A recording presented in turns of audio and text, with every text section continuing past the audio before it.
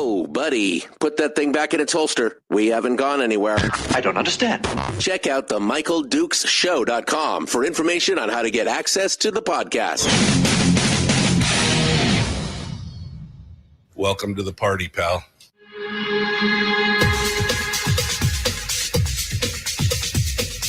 The Michael Dukes Show. The greed and the entitlement is astounding to me. What more could you want from a low-budget radio program? This is a dumpster fire. That was just BS. It is time to get a new perspective. We know just what you need, and we've got just the cure. Open wide and prepare for a steaming hot cup of freedom. I just don't fathom it.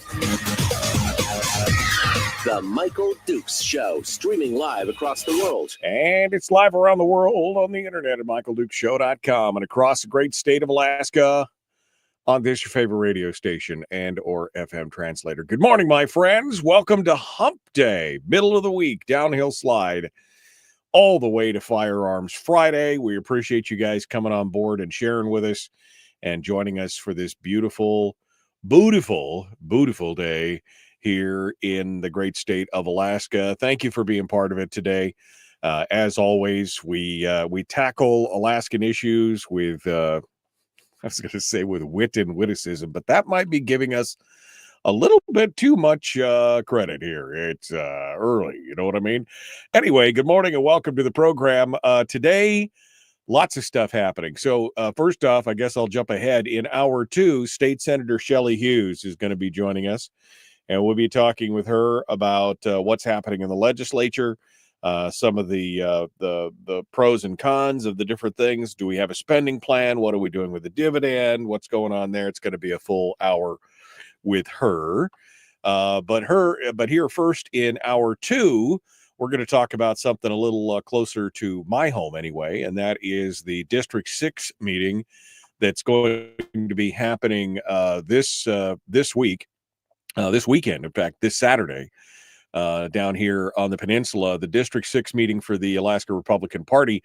And they got some interesting stuff on the agenda, including two different motions for censure, one for Senator Lisa Murkowski and the other for State Senator Gary Stevens, the person who's going to be talking about this and presenting this to the district board and everything else is Charlie Franz of Homer, who is coming on board this morning to talk with us about this and maybe a little more. Charlie's been I've seen him in the chat room for quite a long time, been listening to the show. This is my first chance to really chat with him and to talk about these things, because this is exactly what I've been discussing for years, that the party has to do something.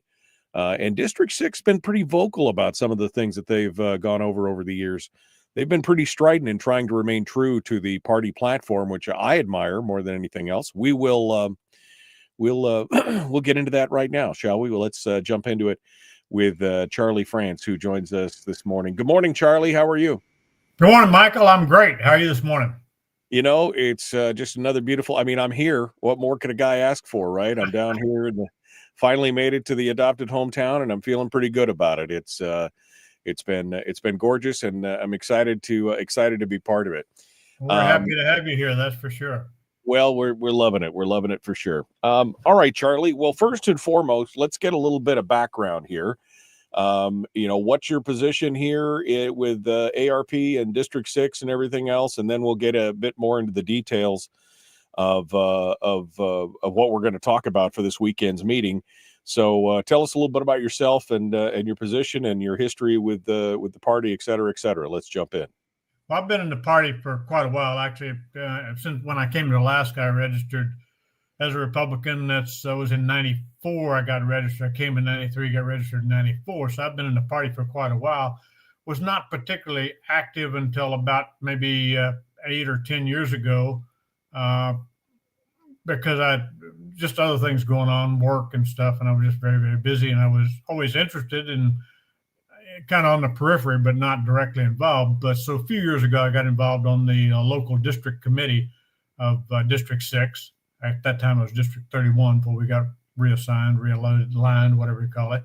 And currently I am what's called the bonus vote for District 6. And what the bonus vote is on our, we get a vote at the State Central Committee for our district chair.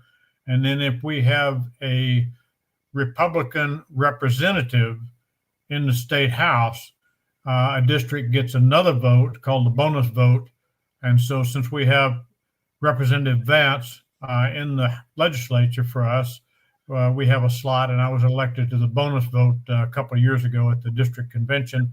And so that's what I've been doing. And then also I serve as the chair of the Rules Committee for the state Republican Party.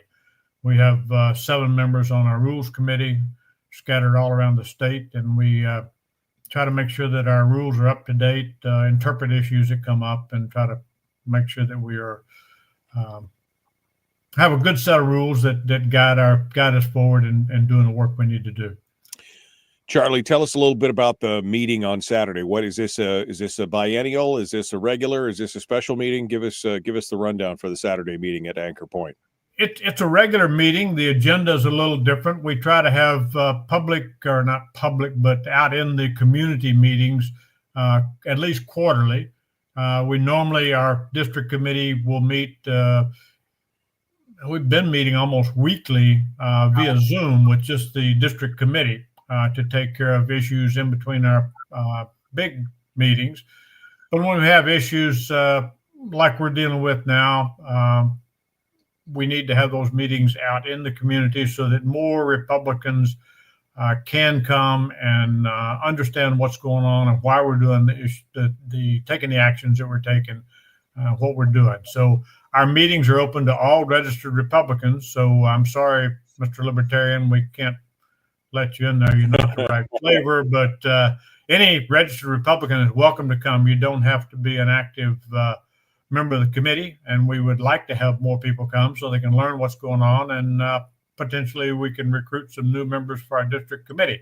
We actually will be, we have several new precinct leaders that we will be considering and voting on at this meeting to install them as precinct leaders, and hopefully we'll move forward, have some new faces, some new energy, new enthusiasm for the party.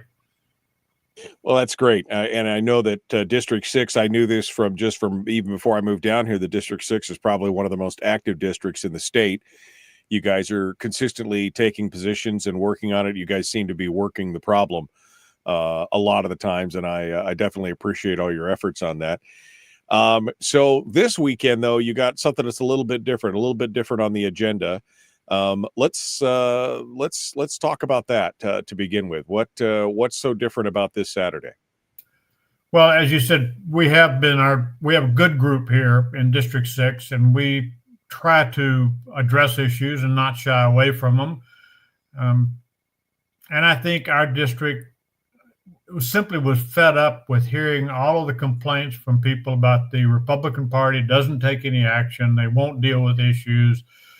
They won't stand up and say, hey, we've got a party, we've got a platform, we have requirements. If you're going to be a member of the Republican Party, call yourself a Republican, and we expect you to follow those standards. And so this weekend, in addition to some other informational issues that we have going on, such as an update on where we are with the efforts to repeal ranked choice voting, and what's going on with the HEA elections and some other things like that, we are going to have the 2 hearings that you mentioned on our state senator, Senator Stevens, who we believe has very clearly and blatantly violated one of the provisions in our rules. Our rules have multiple articles and issues in them that outline how we expect people to work together as Republicans. Right. And we have a specific rule in there that says that forming a majority caucus where more than 1/3 of the members are non-Republicans is not allowed. That if you do that, you have violated the rules. Right. And so what we're dealing with is that back in November of 24, after the election, the Senate majority published a press release that said that they were putting together the majority caucus for the upcoming legislative session. And they announced that Senator Stevens, president of the Senate, actually announced that that caucus was going to be made up of Senator Giesel, Senator Murkowski, who's a Democrat from Anchorage, Senator Kelly Merrick from up in the Valley, Lyman Hoffman, who's a Democrat from Bethel, Donnie Olson, Senator Olson, who's a Democrat from Golovin, and chair of and Senator L.B. Gray Jackson, who's a Democrat from Anchorage as well. And so at that point, that certainly put our antenna up that we might have something to deal with. But since it was in November, since Senator Stevens had simply announced that he was going to do this, he hadn't done it yet, we held off until the legislative session actually gavelled in on the 21st of January. At that time, Senator Stevens and the Senate Republican group caucus published on the legislature's website who the members of the Senate Majority Caucus were going to be for the session that's in session right now, and that's Senator Stevens, Senator Bjorkman, Senator Stedman, Senator Giesel, and Senator Merrick, who are all Republicans. Okay, so we got 5 Republicans. And then the rest of the caucus was going to be made up of Senator Clayman, Senator Dunbar, Senator L.B. Gray Jackson, Senator Hoffman, Senator Kawasaki, Senator Keel, Senator Olson, Senator Tobin, and Senator Murkowski. So 9 Democrats were going to be part of the caucus. So I'm not real good at math, but when you have 5 Republicans and 9 Democrats, I think that the Democrats are making up more than a third of the caucus. And so in my mind, that was a clear violation of the rules. And actually, we had 3 other constituents of Senator Stevens, local constituents of Senator Stevens, who agreed that that was a violation. Our rules require that if we're going to take any kind of action under the rules against one of our senators, we need to have 3 of their constituents come forward and lay out what the charges are, what they think that the senator has done wrong, and what they think needs to be done about it. So we had 3 citizens that signed a letter expressing their concerns about the caucus that Senator Stevens had formed. And we notified Senator Stevens of that, as well as notifying District 5, because Senator Stevens represents the House District 5, which includes Kodiak and Seward and Cordova and some of those areas. And then our district, District 6, the Lower Peninsula as well. And so to take action against a state senator, both districts need to take similar actions. And right. So when we notified the chair of the District 5, he disagreed with us. He didn't think it was a big issue that Senator Stevens had formed this caucus, and said he wasn't going to do anything about it. So we're moving forward with our action. And what happens at this point is that if our hearing comes out that our committee, our district committee, agrees that Senator Stevens has violated the rules, then we will need to get a majority of the other organized districts around the state. That's the alternative way of taking action, is get a majority of the organized districts to say that they believe that Senator Stevens has violated the rules, and then we will be able to sanction or censure him going forward. Now, does this make a whole lot of difference for Senator Stevens? Probably not. He said he's going to retire, okay, after this session. He's not going to run again. So, no, it probably is not going to affect him one iota, but it is hopefully going to send a clear message to other members of the legislature that this sort of behavior is not going to be tolerated, and we're not going to sit idly by and let them thumb their noses at the party. Charlie Franz is our guest, the Alaska Republican Party District 6 bonus vote, and we're going to continue this discussion. And I kind of want to dive into what are the ramifications if this does pass. As he said, Charlie just said, may not make a big difference specifically to Charlie or to Gary Stevens, but may have larger effects in the long run. So we're going to continue with that here in just a moment. Don't go anywhere. The Michael Duke Show continues. Common sense, liberty-based, free-thinking radio. We will continue with more here in just a moment. Don't go anywhere. Back with Charlie Franz right after these messages.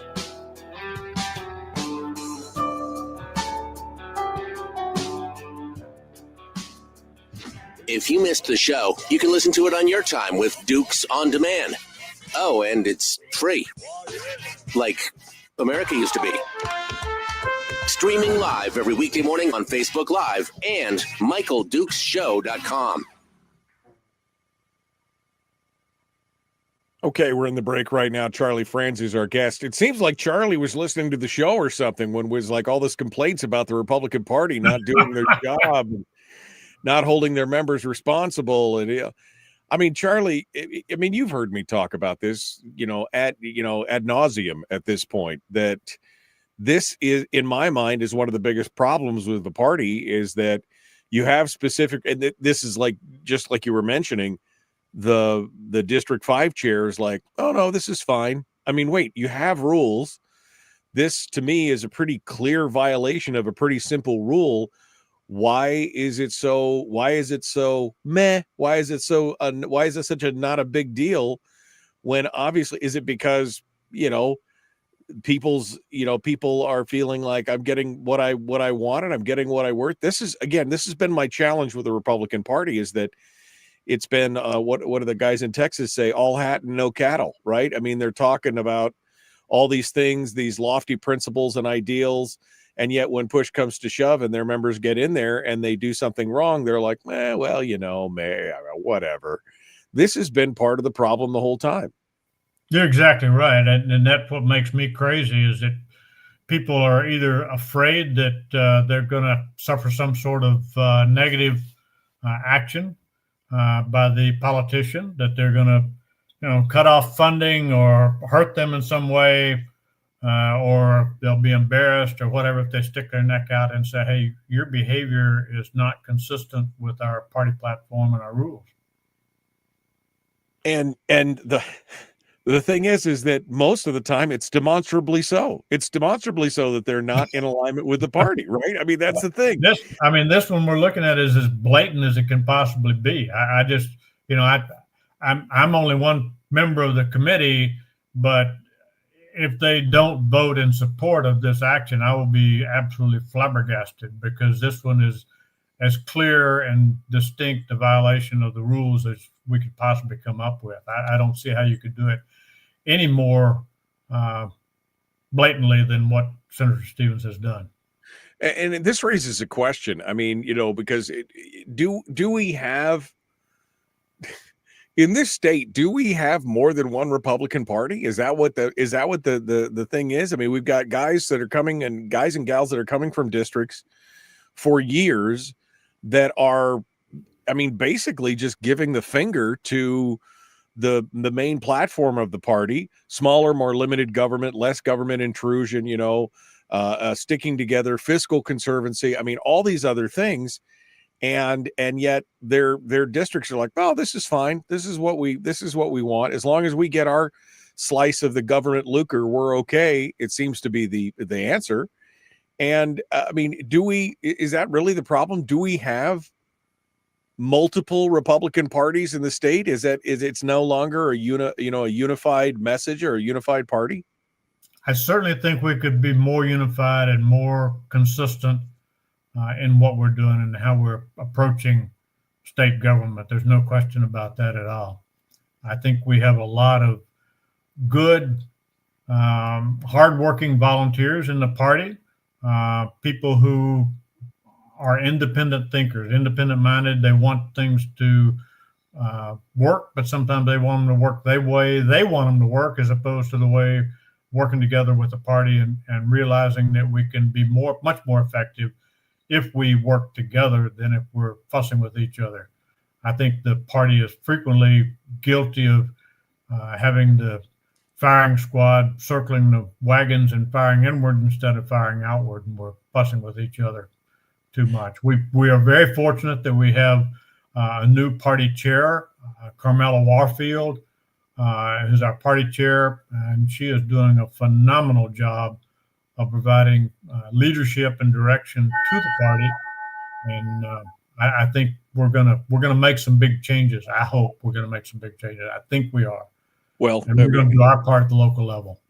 I have high hopes after seeing Carmela Warfield, installed, but I've been trying to get her on the program to talk about things, and it just been, it's a lot of radio silence going on. So there's a lot of excitement in the beginning, and she's busier than a one-arm paper hanger right now. Oh, I'm sure. We'd like to see something going on. All right, we got to jump back into it. Here we go. The Michael Duke Show. Public enema number one. Oh, wait, sorry. Public enemy number one, which makes more sense. On the other hand, he's a little bit of a pain in the Michael Duke Show. That's right.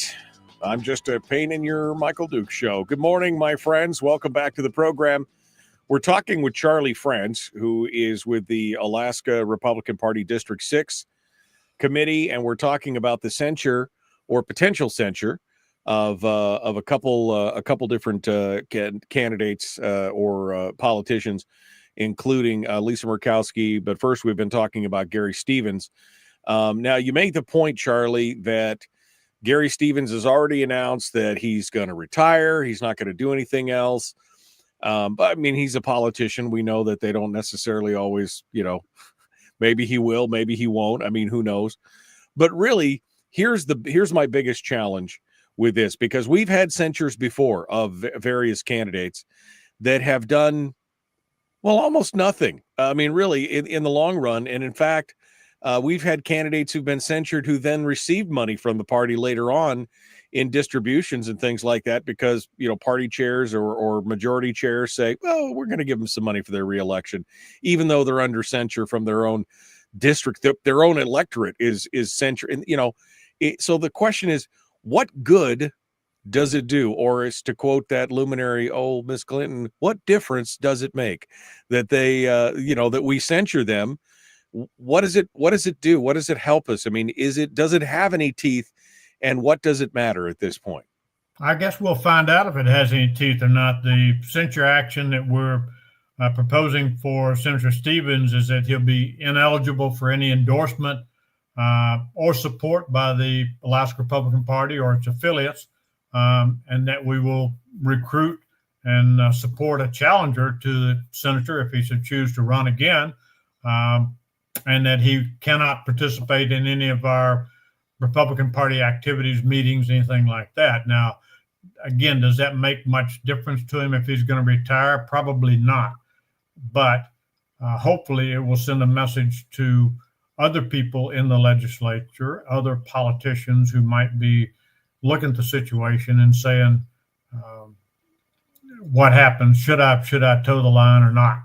And I agree that the party has not been consistent. Have not done a good job in the past. I do think that we have, at our last state convention, we elected new leadership to the party. I think that we're going to see some changes, some big changes with that. I have been very impressed with what I've seen with our new party chair, Carmela Warfield, and her leadership that she's provided and the team that she's put together at the leadership level of the party. I think is going to make a difference, and hopefully we will do better going forward. That's all I can hope for, is that we will do a better job in the future. Right. Well, one of my big complaints, from listening and others know, that is that, my big complaint has been that the leadership of the party has allowed a lot of this stuff to run amok. I mean, we're now tailing off of almost 10 years now, 15 years of kind of disorganization and kind of a mixed messaging coming from the leadership of the party, where they wouldn't take a strong stand, they wouldn't do anything, and like I said earlier, it almost seems like there's two different classes of Republicans. I hate to use the rhino moniker, but I mean, it's kind of like you get these, more this moderate wing of the party, which seems to be slipping more and more to the left, who've been in leadership positions in the party for a long time. I'm happy to see the change. I'm happy to see Carmella come in there, and I'm hoping that there can be some changes. But again, I get a little worried when there doesn't really, even with a censure, there just doesn't seem to be a whole lot of reaction from those people who have in the past been censored, and they're like, meh, okay, you censured me, great. Okay, I won't get any party money, but I still got, and we'll get to Lisa here in a minute, but that's a whole nother thing. But is this something that you're going to be looking at with each member, obviously that's in District 6, but do you think that each of the other districts are starting to look at this through new eyes at this point? I do, Michael, and let's go ahead and pivot. That's a good segue to talk about Senator Murkowski, because she has said publicly that she's not sure she wants to be a Republican anymore, and it doesn't make any difference to her if we call her Republican or don't call her Republican or censure or whatever. And when the party has censured her in the past, when 2-3 years ago when they did that, she sort of wore it as a badge of courage that she was standing up and being independent-minded and so on and so forth. But I think we have to take action and do the best we can to let people know that their actions are unacceptable. Now, as you mentioned with the money, Senator Murkowski certainly got a tremendous amount of money from the Senate Leadership Committee to help her with her campaign. And so our small amount of money that we gave her from the state, or that people gave her from the state, didn't seem to make much difference. And she did get a lot of donations, from what I understand, from people who are aligned with the Democrat Party. And so right.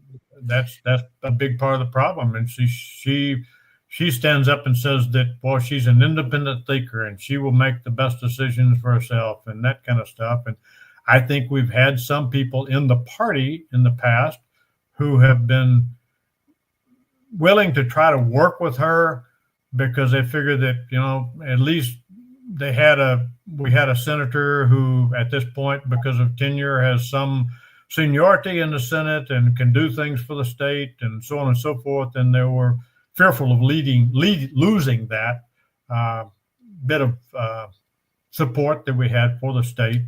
But the actions that Senator Murkowski has taken have just been, at least in my mind, and again, I'll present this when we go through our hearing process, but I've gotten the information from multiple other people to put together the information that I'll share, that her behavior has simply become intolerable, and we have to take some action. Well, and I think, again, this is, I've talked about this in the past as well, is that this is part of what I consider to be kind of the schizophrenic nature of the Republican Party, not just in Alaska, but as a whole. Here we have Alaska. The Republican Party has censured Lisa Murkowski. They've taken her to task. They've said she can't, do all these things. And then you've got Mitch McConnell and the Senate Leadership Fund, and the national Republicans are like, oh no, we need to return her. And so they're pouring millions of dollars. And so it's like the one hand isn't, doesn't know what the other hand is doing, or one side of the family is not talking to the other.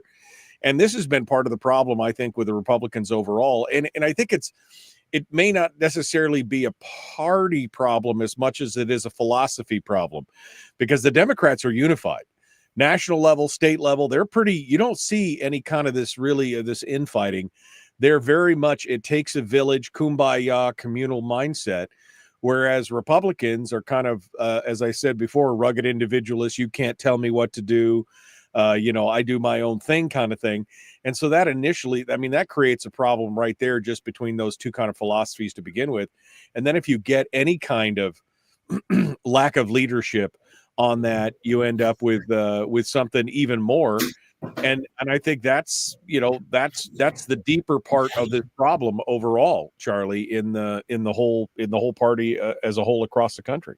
I agree 100% with you, Michael. And actually, I don't know whether you read Charlie Kirk's book, How We Win, but he outlines it exactly as you just described in his book, where what you have is the liberal mindset is one of communal activity and groupthink, and we'll come together and so on and so forth. And you've got the Republicans who are much more like our libertarian friends, that they're independent minded and they're going to do it their way. And it's much harder for Republicans to come together and say, we're going to have to work together as a team in order to be successful. And that's the basic theme of Charlie Kirk's book. And it's one that we pushed. I got, 250 copies of his book and distribute them to people around the district, trying to get them to pay attention and understand that we have to behave differently if we're going to be successful. No, I mean, I think there has to be a shift. We need to retain our rugged individualism, but at the same time, we have to realize that when we're in common cause to try and move a philosophy forward or whatever, I mean, I think we need to be working on that. And that's something that I'm hopeful that the new leadership of the Republican Party here in the state will help foster and push, instead of kind of this divisiveness that we've seen over the last 15 years, essentially, in the party, kind of the eating their own. I agree 100%. And that's why, as you mentioned, when Senator McConnell gave Senator Murkowski a bunch of money before and supported her, District 6, as you said, we've tried to take a firm stand on that kind of stuff. We sent Senator McConnell a very strongly worded resolution that his behavior was unacceptable, and we condemned what he was doing, and we're not going to support him or any actions like that. And again, it's kind of like the mouse, or Don Quixote, I guess, tilting at windmills or whatever. Sometimes you feel like that because you're just one little tiny district in the whole country, and what impact can you have? Well, maybe not much, but we have to try. Yeah. Well, you got to lead by example, and at least set the example at that point. But yeah, you feel like you're kind of just peeing into the wind at that point. It just, you're just making a mess more than anything else. Charlie Franz is our guest. We're going to hit the break here. And when we come back, we'll talk about the specifics on the Murkowski censure. What there's got to be some reasons. And so Charlie will give us that. And then what the potential ramifications are, if any, for Lisa Murkowski, and then what we can do, we as citizens, even those who are not members of the Republican Party, like us libertarians, can do to help on that as well. Charlie Franz is our guest. We're going to continue here in just a moment. Don't go anywhere. The Michael Dukes Show, common sense, liberty-based, free-thinking radio.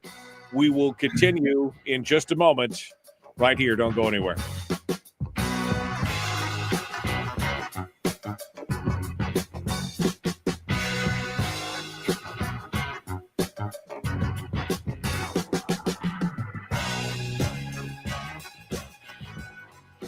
We're broadcasting live through a series of tubes, allowing all of these entities to provide streaming stuff going on the internet. Well, it's kind of hard to explain. Sorry. Streaming live every weekday morning on Facebook Live and MichaelDukesShow.com. Okay, we're in the break right now with Charlie Franz. Again, Charlie, not to beat a dead horse, but this has been my frustration with the Republican Party in total, but also at the state level, watching this kind of stuff go back and forth. And this goes all the way back for Murkowski. This goes all the way back to her independent write-in campaign against Joe Miller. I mean, the people had spoken, right? The party, which is, I mean, these are clubs, right? The Democratic Party, the Republican Party, they're clubs who've come together. They've got bylaws. They've elected representatives inside and said, this is what we want as a whole. And to have somebody come from the outside and say, well, no, we don't think that, and then get support from the other team in regards to the Murkowski write-in, where they threw Scott Adams under the bus. Like, I mean, you haven't even seen him since, you know. It just seems so wrong and ironic. I mean, I was just flabbergasted that the party at that time didn't take a strong stance on it. And so here we are trying to fix this problem, but this is a you know, going on 2 decades now old problem. And I just don't know. I come to the point to where, you know, how do you unpickle a pickle? You don't. You throw it on the ground, you stump it under your heel, and you go get a new cucumber. That's what you do. Because, I mean, is that where we're at, where maybe there is a time for another party to emerge? Maybe, you know, is it the Whig thing again, where we fracture the party and come away with a more conservative wing? Is it time for a third party? Is it even viable for a third party? Well, I don't know. I know there's a lot of talk about that, about splitting off from the Republican Party because of feelings just like you expressed, is that we don't do anything. We haven't taken any action. And I would hate to see that happen myself, because I think that would guarantee that we'll be stuck with Democrat leadership in the nation and the state for the Isn't that the fear, though? Isn't that what holds us back? Isn't that what holds us back, though? I mean, that you know, but if we do split, then the other guys get, you know, I mean, that's the problem. We're baked in this conundrum of Mexican standoff. If we do break off to do something else, then we're giving the Democrats more power because they're unified. But I mean, at some point, you got to realize, you know, the horse is dead. You must dismount, you know, at some point and go, even if you got to walk a few miles, you got to do it, because just riding the horse is not helping. You're not getting anywhere. Mike, I agree with you in theory, but I think in reality, what we're faced with is the system that is as it is. And you know, you're a libertarian. You say you're a small L libertarian. And I think that if you really examine my personal philosophy and beliefs, I'm much closer to being a small L libertarian myself. But I don't join the Libertarian Party because I don't think that they can make a difference. They're not big enough, strong enough, don't have enough support, enough recognition. Now, do we get stuck? Like I say, baked in a squat, we can't do anything. I think we can change the Republican Party and recapture the position that we should have.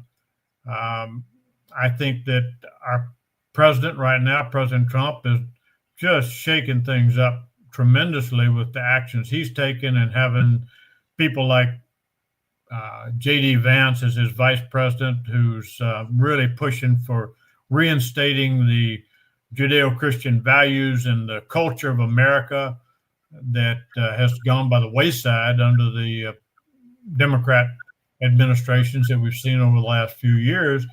And I think we have an opportunity here to make a difference and really recapture the leadership position for not only our party, but for our nation as the most outstanding nation in the world, and provide the kind of leadership that we have in the past and that we need to continue. Certainly, we're going to keep having disagreements and fussing and doing that kind of stuff, but we've got to work through that and come together. I'm sorry, we have to. And I sometimes waver, just like you're talking about that. Right. You know, we need to do something different, totally different than what we're doing, but I can't see that gaining enough momentum to really make a difference. Well, and that's the problem, and we've missed our opportunities. Like, I mean, during the Tea Party movement, I mean, that then became suborned later on. I mean, that was the penultimate opportunity in my lifetime to split out, and I was an avid supporter of the Tea Party and things like that, and yet it got subsumed. You know, it wasn't too long until that got eaten by the machine, and so we've had some opportunities and we've let them fail. I think Brian kind of sums it up. He says what ends up happening is people just punch out. Neither party providing anything to vote for, so just to vote against the other guy, they just punch. And I think that's a lot of people they're just checking out because they're like, what, you know, why, you know. Charlie Franz is our guest. We're going to jump into this here. Yeah, let's get back to it here, Charlie. We're 5 seconds out. Okay. The Michael Yep. Duke Show, common sense, liberty-based, free thinking radio. Like, share, subscribe, ring the bell. Let's do it.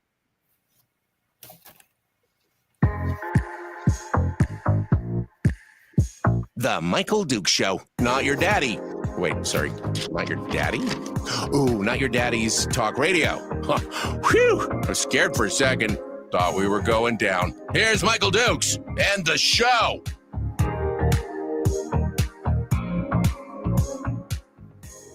Okay, continuing now, Charlie Franz, who is with the Alaska Republican Parties in District 6.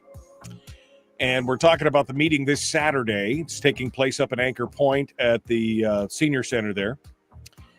And two of the things that are coming up are two petitions to censure, one for Senator Gary Stevens at the state level, and the other one is Lisa Murkowski. Now, we've already gone over the reasons why they're bringing the Gary Stevens censure up, but there's got to be some reasons, right, Charlie? What have you guys delineated here in the Murkowski censure that brings it up to that level of punitiveness, I guess, at this point? What are the things that she's done that bring it to that level, and what are the ramifications if it goes through?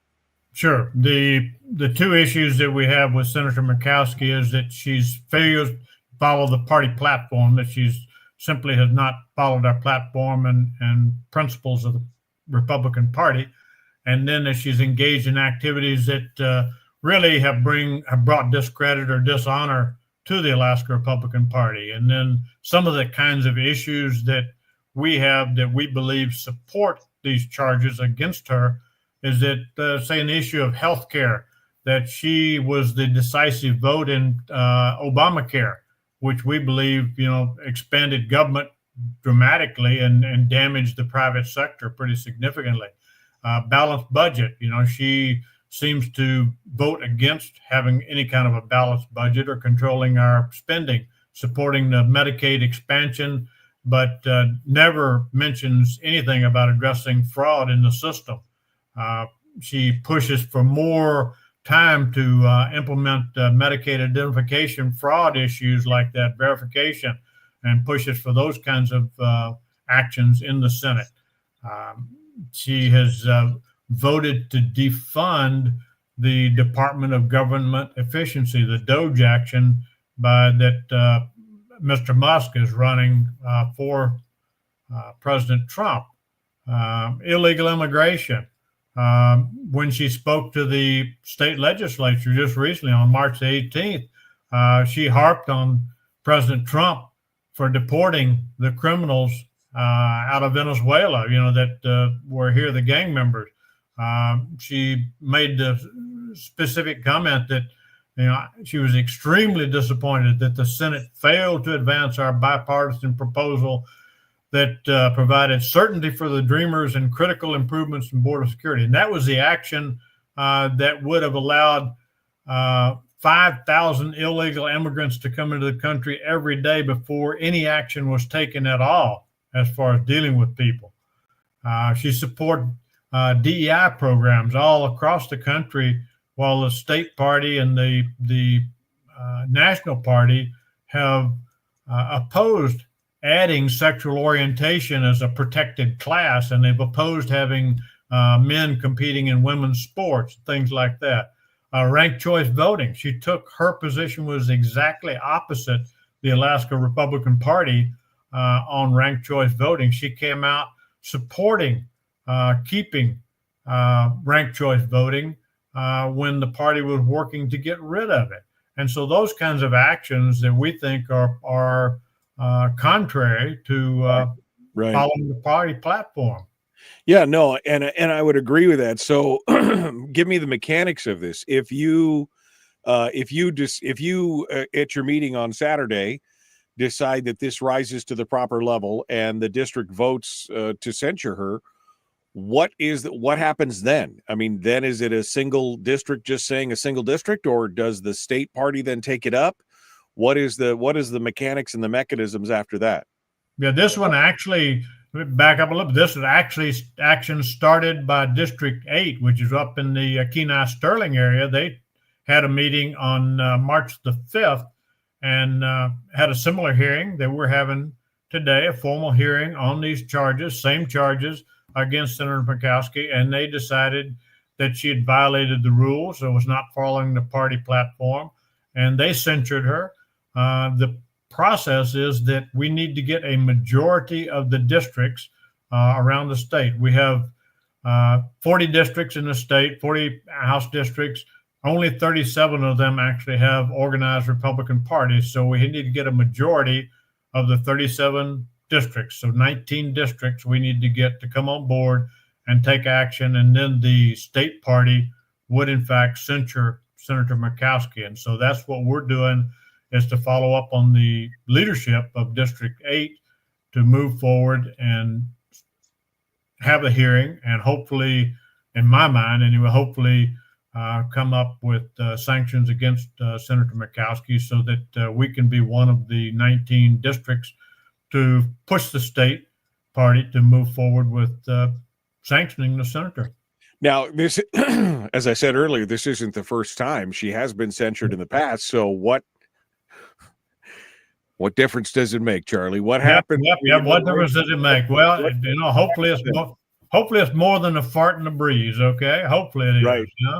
And so anyway, we're going to ask the state to formally condemn Senator Murkowski's actions, urge Senator Murkowski to reassess her alignment with the Republican Party, and maybe that she ought to pick another party to be aligned with, declare Senator Murkowski ineligible for any support or endorsement from the Alaska Republican Party or its affiliates, and prohibit her participation in any of our events and activities, and that we should recruit and support a challenger to Senator Murkowski. Right. I mean, she has just, again, thumbed her nose at us. She was one of the 7 Republicans who voted to convict President Trump when in his second impeachment trial. She's complained vociferously about the reduction of the federal workforce by President Trump, but she hadn't said a word about the loss of private sector jobs when President Biden canceled all the North Slope oil leases, and that had a huge impact on the state of Alaska. Voted against Pete Hegseth as Secretary of Defense. Right. She's been on TV saying she's done with President Trump and she wouldn't rule out leaving the GOP. She supported Mary Peltola for Congress. Right. When we had Governor Palin running and Nick Begich running, she supported in both the 22 and 24 elections. Yeah. No, I mean, it's a laundry list. It's not like we have to look far to see part of the problem. Yeah. Now, we're down to the last 4.5 minutes here, Charlie. So you're the rules chair for the Republican Party in the state, right? You serve as the rules chair. Correct. So I think a lot of us who are outside looking in at the party go, when do you guys just kick her out? I mean, is there a rule set that just basically said, you can't, no, we're done with you. You're no longer, I mean, at some point, isn't there a point where you just go, this is just self-flagellation. We've got to stop this. We've got to put a stop to it. Is there a way to basically, I know you can't stop somebody from saying I'm a this or I'm a that, but is there a way for the party to just say, no, you're done, you're out? Yes and no. What this sort of action that we want to take to sanction her would essentially say you can't call yourself a Republican anymore. However, when we tried to do that in the past, we went up to the Division of Elections and they went to the Department of Law, and the Department of Law ruled that we could not tell somebody whether they could or could not put an R behind their name on the ballot.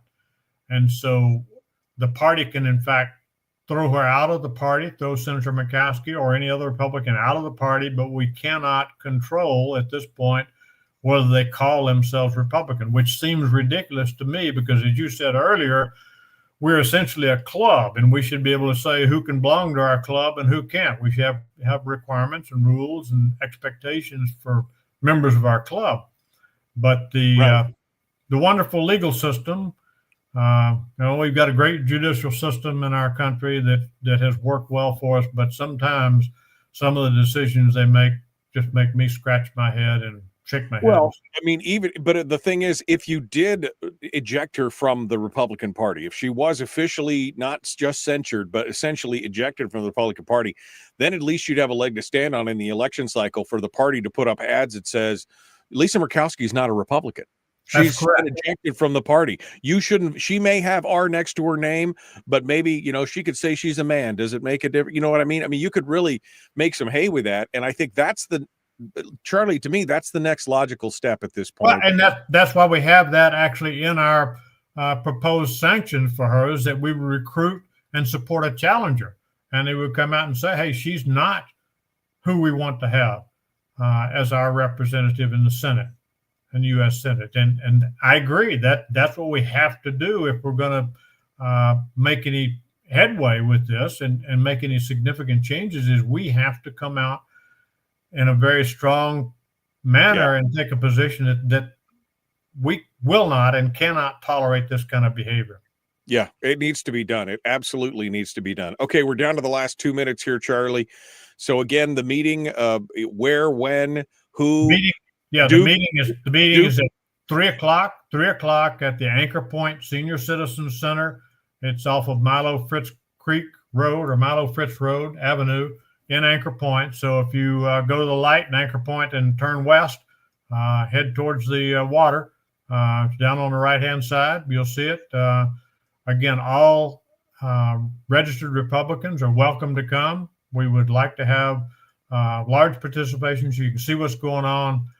We're going to have the meeting do that, and then we're also going to have some food. We're going to have some pulled pork sandwiches and all of the condiments and things that go along with that, soda pop, coffee, water, and then we're going to have a little bit of a live auction too, to try to raise a little bit of money to help us defray the costs of taking some of the action, doing some ads, that kind of stuff. So to advance the party principle. And is the meeting open to the public? I mean, should the small L libertarians like me show up, or is this a Republican Party thing only? It's a Republican Party thing. I'm sorry. Yeah, no, that's okay. I mean, I'm okay with that. I'm not much of a joiner, Charlie. I don't know if you know that about me. If you figure that out, I'm not much of a joiner. That's okay. We would let you. We actually have some registrars that'll be there, and we could change your registration right there on the spot if you'd like. There you go. We'd like to have you. We'd love to have you, Mike. Love to have you. Well, I appreciate that, Charlie. All right. So Saturday, 3 p.m., the Anchor Point Senior Center on Milo Fritz Avenue. Be there or be square. Charlie Fritz, thank you so much for coming on board. Charlie Franz, thanks for coming on board. Back with more Hour 2 dead ahead. All right, Charlie. Any final thoughts before I let you go here? I mean, just I hope we can make some progress. I'm frustrated. I'm tired. We have members of our committee that are absolutely frustrated and worn out. I spent 3 hours yesterday with a gentleman who's done great work on helping us to come up with a better way of vetting candidates and making sure that they actually agree to follow the party platform and give us, I think, a much better chance of taking specific action and direct action when people don't follow the platform and want to call themselves Republicans. But we have many people that are frustrated, just like you are, just like I am. And I refuse to sit down and say, I'm not going to do anything. Right. I will not do that. And unfortunately for every person like you, Charlie, there's probably one or two others who basically just check out because they're like, I'm done with this nonsense. I agree. And that I think that blame can be laid straight at the feet of the party because they've dithered so long. They want to hold on to power long, and they're not continuing. In fact, Anthony said, the reality is it is what it is. So because a party fears losing its grip on power, it chooses to continue grinding its own gears into inefficiency and ignore the wishes of its constituents over its own self-preserving ideology and abandon its own moral and ethical foundation. I mean, that in a nutshell, that's what a lot of people feel. Anthony, we're going to change that. Yeah. Anthony and all of the people like Anthony, I want you to know we are going to do everything we can to change that and make it better. And so don't give up on us, please. You can't become a passive patsy just sitting back and not doing anything. We need your help. If you've got those kind of feelings and attitudes, registered Republican, come help us, please. We need your help. Don't grow weary in well-doing, right? You got it, Michael. Got to keep going on it. Well, I Charlie, I'm cautiously optimistic and hopeful that with Warfield, with District 8, District 6, the different conservative districts that are kind of coming back and towing the line and saying this is where we stand. I'm hoping that some changes can happen, but again, cautiously, I won't be holding my breath. I'll be watching with anticipation, but I won't hold my breath because I probably black out waiting for that to happen. I understand, Michael, but we're gonna try. That's all we can do is try. That's all you can do is try, and you're right, 100%. And good on you guys for taking the bull by the horns on this and trying to make this happen. Because, like I said, I've been harping about this for years. Yep. Somebody should have gripped it and gotten up in it. And you guys can't be the minority in the party anymore. And especially, like I said, with Carmela in there, I'm hoping that the fix will continue here and we'll get things repaired and get it right. So, Michael, thank you for all you do for us and your support, all you do for the state and local politics. Everybody, you're doing a yeoman's job of getting issues out on the table for people to hopefully think about and get smart and do something. So thank you. I appreciate that, Charlie. Hopefully we're making sense. Hopefully we're making a difference, and I know that you guys are going to be working hard on it. So have a great meeting this weekend, and send me an email. Let me know what comes out of it. I'd love to hear more about it, and I appreciate it. Thanks for coming on board. Thank you, sir. Bye-bye. Appreciate it.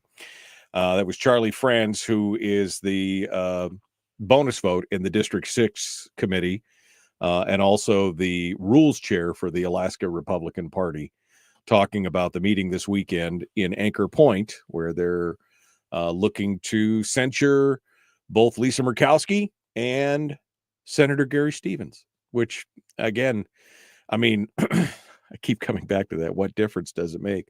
It's so frustrating to watch. And, I'm not a Republican. If I was a Republican, I'd be like pulling my hair out even more, because we've watched this go on for so long, and they basically just give the double finger to the party and say, we'll do what we want. We'll do what we want. We'll take your money. We'll take your people. We'll do what we want. And, they should have been kicked out of the party already. And then you run ads saying, well, they can call themselves whatever they want, but they're not, because we've kicked them out. We've taken action. We've done what we can do. So they're lying to you by saying that they're, Republicans. Now that the state has said that anybody can call themselves anything. I'm a fire hydrant. I'm running as a fire hydrant. Anyway, let's check in. I see Shelley Hughes is hanging out in the green room here. We're about a minute and a half or so away from the start. Let's get some audio check and do everything else. Bring Shelley Hughes on board. Good morning, Shelley. How are you? Hey, good morning. Can you hear me? I can hear you. I can hear you just fine. Excellent. So we all ready? You got good news or bad news for me, Shelley? That's my question. I don't know. When you said something about running as a fire hydrant, we might need a few fire hydrants down here for everything that's going on. But yeah, I'm ready. Wait, I don't want to be peed on any more than anybody else at this point, so I don't need that. All right. Well, we'll good. You sound good. We'll be back to you here in just a minute. Then I'll pull you back in the green room, and we'll be getting things started here. Why does it keep doing that? It's so irritating. All right. We are jumping back into it. Tomorrow on the program, Sarah Montalbano will be joining us to talk about AKLNG. She's writing all those pieces and parts now for, if you haven't been following her on Montalbano Mondays on Substack, you're missing out. She's going to be writing, she's going to be talking with us about AKLNG and more. She's got a new piece out on Substack talking about that here recently. And she's moved from education to energy policy issues, and she's a good writer. You should go out there and check it out. Anyway, Sarah Montalbano is going to be joining us tomorrow, and maybe somebody else, maybe.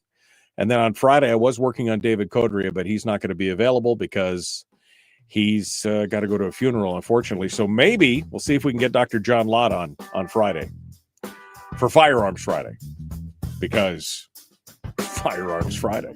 All right, here we go. We're going to continue the Michael Duke Show. Common sense, liberty-based, free thinking radio. Let's do this thing. Here we go.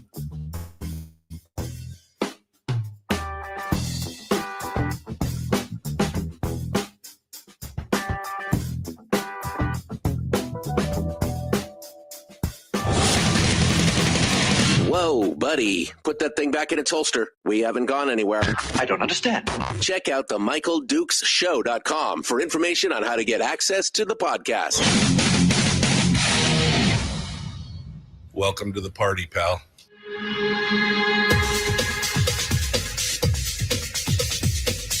The Michael Dukes Show. The greed and the entitlement is astounding to me. What more could you want from a low-budget radio program? This is a dumpster fire. That was just BS. It is time to get a new perspective. We know just what you need, and we've got just the cure. Open wide and prepare for a steaming hot cup of freedom. I just don't fathom it. The Michael Dukes Show, streaming live across the world. Yep, live around the world on the internet at michaeldukeshow.com and across the great state of Alaska on this, your favorite radio station and or FM translator. Hello, my friends. Welcome back to it. Hour 2 for this hump day edition of the Michael Duke Show, Wednesday. It's another beautiful day here in paradise as we get ready to peruse through. Just finished up with Charlie Franz from the Alaska Republican Party District 6, talking about their meeting this Saturday. If you're a Republican down in the South Peninsula, you may want to make your way over to Anchor Point to hear about the censure of Lisa Murkowski and Gary Stevens that's being discussed this Saturday at 3 p.m. at the Anchor Point Senior Center. You can go back and listen to that on the podcast if you want. Meanwhile, hour 2, we're going to dive into it now with State Senator Shelley Hughes, who comes on board with us to give us an update as to what's going on in the legislature, what's hot, what's not, what's moving, and more. She joins us this morning to discuss, and we bring her on right now. Good morning, Shelley. How are you? Hey, good morning, Michael. Good to see you. Good to see you. Thanks for coming on board and joining. Whoops, sorry, wrong one. Let's try that one. Good. Thanks for coming on and joining us this morning. Shelley, we're watching a lot of things that are going on today. They've got more amendments. They're still talking about the budgets in the House. They're still working things through. They haven't decided whether or not we're going to get a PFD or what size it is, et cetera, et cetera. And of course, nobody's really answered the question yet as to how do we pay for it all, right? The amorphous $74 million cut. Well, we won't tell you where to cut. Of course, the first time you talk to some of these politicians, you say, we need to cut government. And they say, okay, well, where? Where would you cut government? Well, when they're asked the question, what do? They punt. Governor Dunleavy, you got to cut $74 million. You decide where. Not even constitutional, according to the AK Leg and more. This is just kind of some of the stuff that's happening in the legislature right now. So, Shelley, what's, from your perspective, and especially from over on the Senate side, what's going on, and what should we be paying attention to right now? Well, first, you say, how do you pay for it all? And you can look at it that way. And I know there's not the political will to make reductions, but I think it's important to know, because right now the discussion is, do we take it out at savings? Do we cut the PFD? And, shall we pass a few taxes, although that won't be revenue immediate that you can do anything with this year. That would take a couple years before you could collect it. And then, of course, so it's how do we get enough money to cover it all? And when you look at it, Michael, if you add all the spending, this is very rough, but looking at last year's budget, it was about $6.7 billion federal dollars, 9.3 state dollars, and that's all buckets, the unrestricted, the designated, other, etc. So a grand total of 16 billion budget. And when you have a 500 million shortfall, and that is based on, I believe that's based on a $1,400 PFD and a $680 BSA increase. but let's just say 500 million. That number goes up or down depending on what you do. For instance, with the BSA increase, 500 million is about I think it's about 3.2% of 16 billion. If we were a private company and we had a shortfall of 3.2% billion, what would we be doing, Michael? We'd be looking at, where could we tighten things up a bit? Where could we? That's not even part of the conversation. No, it's I not mean, even part of the conversation. It's amazing to me. And actually, even for the supplemental, now the supplemental, I think your listeners are pretty savvy, but that's money already spent for the current fiscal year we're in. And that wasn't budgeted, right? It was like this. It wasn't budgeted. Oops, we overspent, right? That's Yes. what this is, a true up, and it's what, $200 million?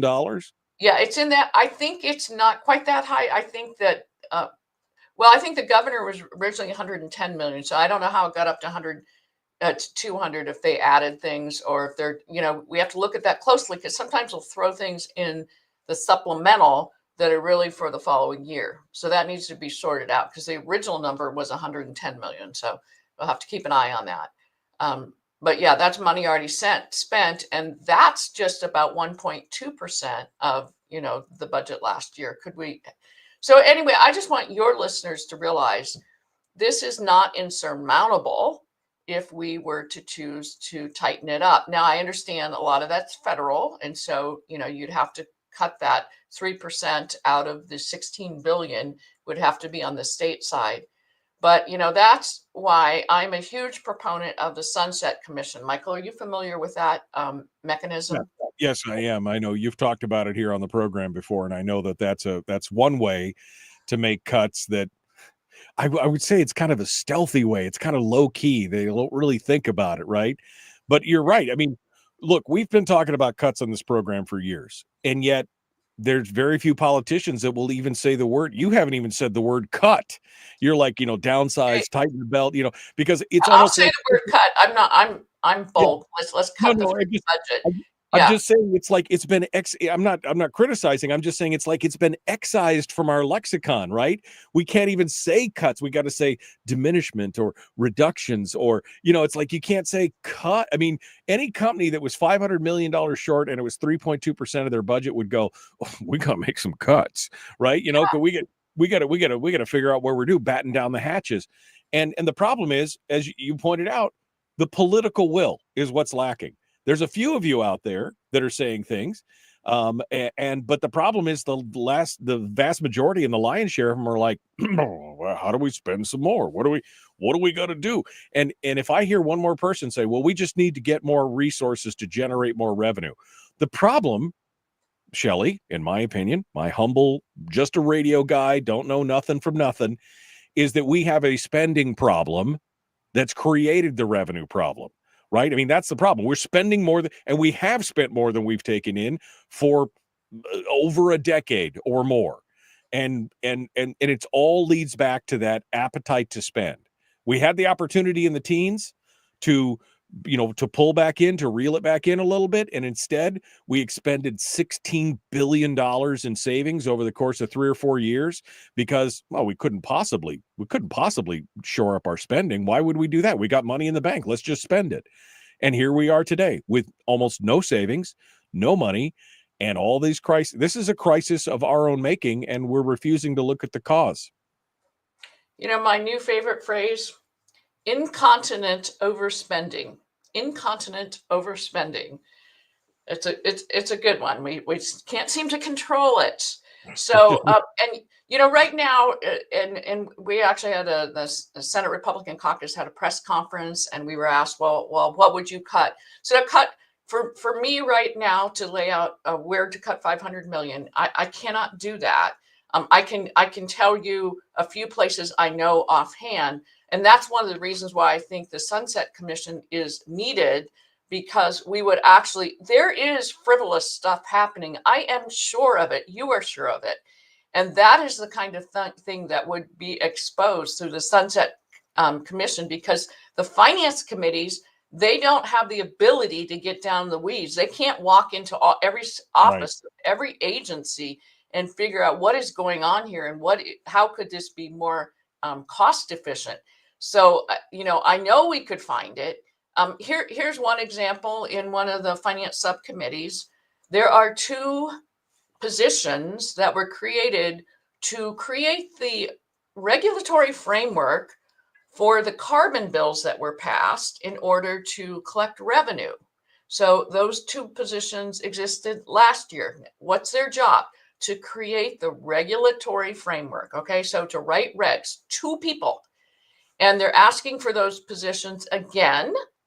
And I asked the question, have we brought any revenue? No, 0. Are we expecting revenue in this coming fiscal year that begins July 1st? No, it'll be 0. What about the year after that? Well, we don't know, but we hope so. Well, there are a lot of places that are going after this whole carbon scheme, trying to make money. And think of the Amazon rainforest or wherever. So, will we ever make anything? Maybe not. And so why do we need 2 people to write regs? We've already had them for a year. Now we're going to have those positions again. I mean, that right there is something you would cut, that we should cut. So, and, as I'm on 3 finance subcommittees, 3. Yeah. And as we asked the administration, where could we reduce? They're not suggesting anything. They think they've got it down to exactly what they need. But I can tell you, we could find things. And the Sunset Commission, the ability to have an audits going on year round on agencies and putting that in a bill the legislature has to take up, Michael, we would be able to tighten the belt. I'm confident we would.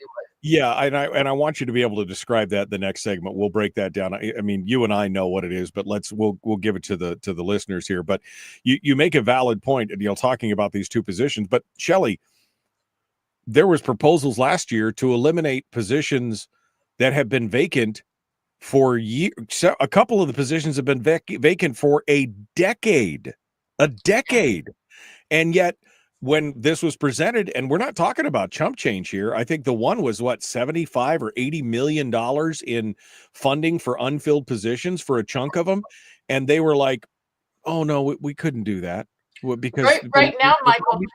Right now, that it's for positions that have been vacant for more than 3 years. It's $123 million. Well, there you go. I mean, that's the first one. And why? So what's the hesitancy? Who's holding back? Why wouldn't you? They've been vacant for 3 years or more. Why wouldn't you go, oh, okay, well, obviously we don't need that right now. What's the holdup, Shelley? Political will. And right now, the majorities, think about it, Michael, the majorities right now are focused on government. All their major priorities: defined benefits, money for school districts, combining changing the structure of the permanent fund to one account. Why? So there's enough money for government. It's all about the public sector, protecting the public sector. If we leave vacant positions in the state, those are more public employees, and that's what it's all about. There's a very little going on in this building to support the private sector, and some of there's things that are actually working against it, in my opinion, based on having a new federal administration who would like to get things rocking and rolling in our state, and the pushback that the majorities are doing against the federal administration is not helpful, Michael. Shelley Hughes, Senator Shelley Hughes, is our guest from the Mat-Su. We're going to continue with her here in just a moment. Let's get things wrapped up. We got to pay a few bills. When we get back, we'll have more with the senator. We're going to talk about the Sunset Commission, her brainchild here, and we'll get the details of it. I understand it, but maybe you haven't heard of it. It might be a good kind of semi-stealthy way to be able to cut some of this stuff. But my second question will be, how do we get the political will? How do we get the testicular fortitude to make the cuts that need to be made? That'll be a question for Shelley Hughes as well. We return in just a moment. The Michael Duke Show. Common sense, liberty-based. Free Thinking Radio.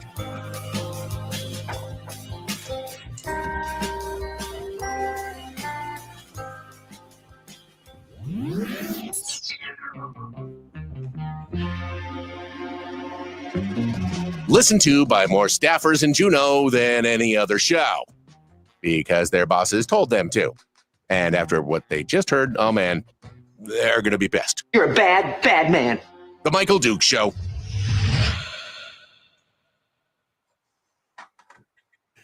Okay. Shelley Hughes is our guest. Shelley, again, you're preaching to the choir here. You know, positions that aren't generating revenue, positions that aren't doing the jobs that they're supposed to do with people in them. But let alone that, forget about that. Just the positions that are empty and being filled. And some of the justifications for voting against the bill, oh, well, they might need that money for something else. Then they should ask for that money for something else. If they need money for overtime, if they need money instead of just using it. I mean, these departments are essentially using these monies as slush funds, right? For personnel. I mean, it's a personnel slush fund. They're moving stuff around and giving people overtime or doing whatever, and they're using the money instead of filling the positions. It's just an extra bonus line to be able to play with throughout the year. That's what's happening right now. Am I wrong? No, you are not wrong. And when the position is vacant like that and the work's still being done, it tells you maybe that position is not really needed. So sometimes things get delayed as far as processing things for the public. And, so maybe that position is needed. But I think most of them we wouldn't miss it all if they went away. Yeah.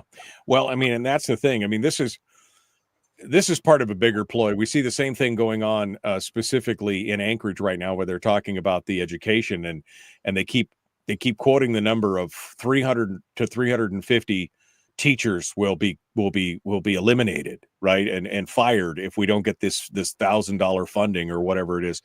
But when you read down into it, and actually one of the papers actually made this comment the other day, they said, but with attrition, retirements, and empty positions, they're only talking about like 40 positions out of 400. Oh, wow. That's interesting. I had not read that article. That is very fascinating. Well, I mean, that's what they're doing. Oh, we'll have to cut all these teachers. What they don't tell you is that 80% of the positions are unfilled.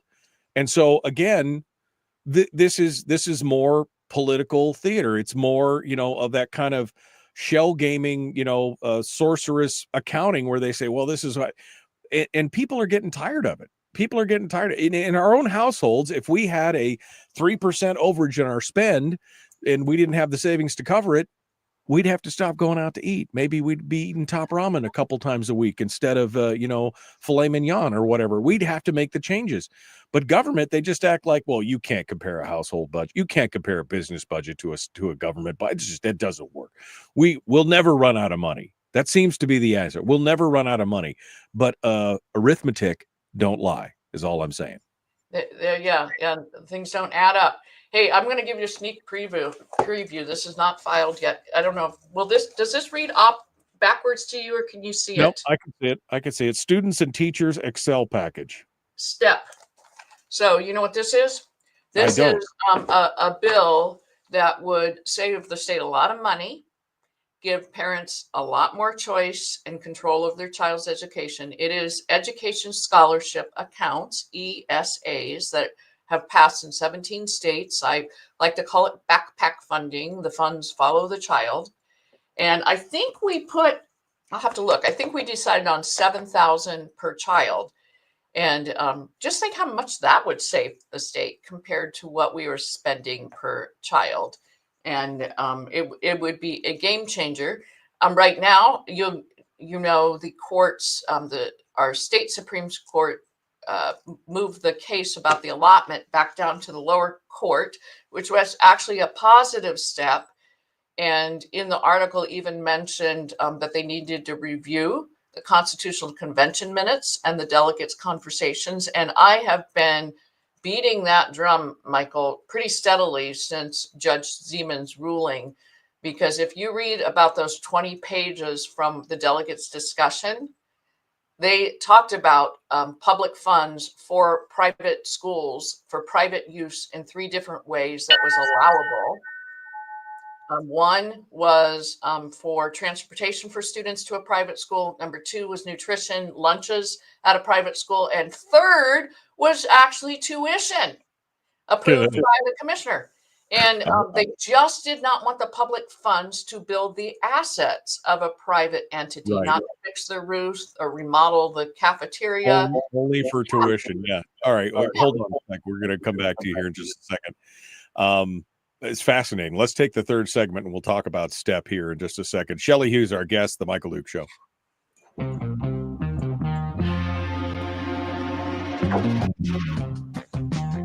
The Michael Duke Show. Seriously humorous with a pinch of intellect. Sorry. That is humorous. Here's Michael Dukes. Shelley Hughes is our guest, and we are jumping back into it here. We were going to talk a little bit about the Sunset Commission because, again, the most logical thing when you're overrunning your budget and spending more than you take in is that the first thing you should look at, the easiest thing you should look at is, of course, cuts. That's the first, any budget, that is the first thing they'll tell you. Generating new revenues can be done, but it's a more amorphous. It's more dependent on market vagaries. There's a lot of other things. The easiest thing, the thing you have the most control of, is cuts. And yet this legislature and the last 10 years worth of legislatures they have no interest in that. So Shelley created a new proposal for a Sunset Commission, which would look at a lot of these things and potentially give us some of those cuts, but in maybe a less painful way. So Shelley, walk us through what the Sunset Commission proposal looks like. Well, and you talked about, what's it going to take to get the political will? Well, when taxes start pressing, that's where the political will is going to come. And you're not going to ever get the votes for some of these things unless you do this first.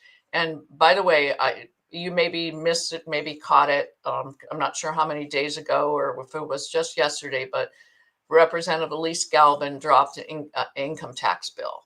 So, add that one to the tax bills that are on the table. So that's where we are. That's what the conversation is down here. So the Sunset Commission, Michael, would it actually exists in other states. Texas has saved $1 billion. They have eliminated 40-some state agencies over the years. And for every dollar that they invest in keeping their Sunset Commission up and functioning and doing the audits, they save $18. So it's definitely worked. And the 85% of what they put before the legislature as far as their recommendations are approved. So how it would work is we would set up a commission. The governor would appoint, the legislature would confirm a panel of people that have expertise in operations management and efficiency and finance, people from the private sector who know, Michael, how to run a lean, mean machine. And they would review audits on agencies on a rotating basis through the year. They would be both performance and budget audits.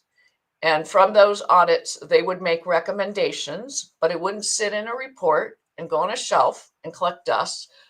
Their recommendations would be drafted in a bill form and submitted the beginning in January each year to the Senate Secretary and the House Clerk. At that point, the legislature would have a choice. They could ignore the bill and not take it up. And if they did, that agency would sunset. If they took it up, they would review it. They wouldn't have to keep everything that the Sunset Commission recommended. They could change the language in the bill, but it would go through the process, and then that agency would not sunset. Am I still on? I don't see you. You're still on. You're still on. Okay. And if an agency were sunsetted, if there were any constitutional obligations, statutory obligations that agency was carrying out, those duties would roll up then to the commissioner in whatever department it's in. So the schedule would be set, and probably the most troublesome agencies would be the ones that would be worked on first, the ones where the cost has risen considerably, for example. and they would set the schedule, and this would just be an ongoing thing. Michael, one of the reasons I came up when I kind of heard about it and started researching, is there anything out there like this, is because we have a legislative auditor that's constitutional, and she is available to us for various things. One of the things she does on an ongoing basis, her team, is audit boards and commissions, because they're collecting license fees from professionals, for instance, and overseeing to make sure the public, the consumers protected, et cetera. Right. And she does audits, and those boards and commissions sunset, right? And so she does an audit to see what they're doing and whether they need to continue, what maybe needs to be, it isn't efficient or effective, and she makes recommendations, and that comes before the committees. And typically during that process, there's not a lot of partisan kind of stuff. It's like, okay, this auditor has no skin in the game. They're making common sense stuff that makes sense, and so it's pretty much, most of the time, is agreed on, and that's what we do.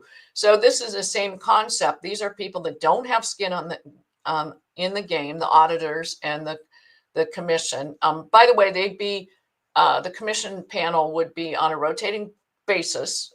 So different governors would be appointing them, and different legislatures confirming them. But anyway, I think it's the way to go. They would have the ability to get in the weeds, Michael, walk into the office, interview staff.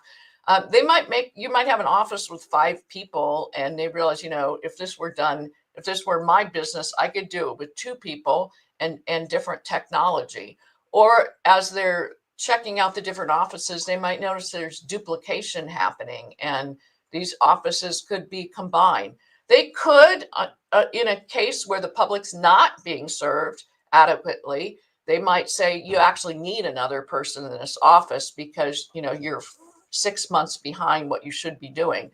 So, but the whole idea is, before you are looking at turning on a tax spigot, and when you're running out of money, like you said, where do you look first? You look at where can you cut, and you want it.